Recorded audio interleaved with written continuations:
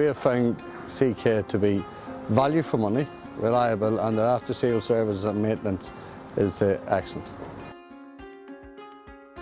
Regen waste take in commingled waste from the municipal councils both here in Northern Ireland and in some parts of Great Britain. We take in blue bin and also black bin waste. Part of the black bin gets processed and we make SRF out of it. That SRF material, or indeed RDF material, gets exported overseas to incinerators or cement factories, and in order to do that and load it in the ships, we bale it, wrap it and strap it. Before we added the SRF plant, we currently had 2 previous balers on site. Basically both of them were from America. So in this case we decided to give our partners CK International, who we know or have known for a number of years, the opportunity to provide their baler. CK convinces that the balers that they had was right for our requirements.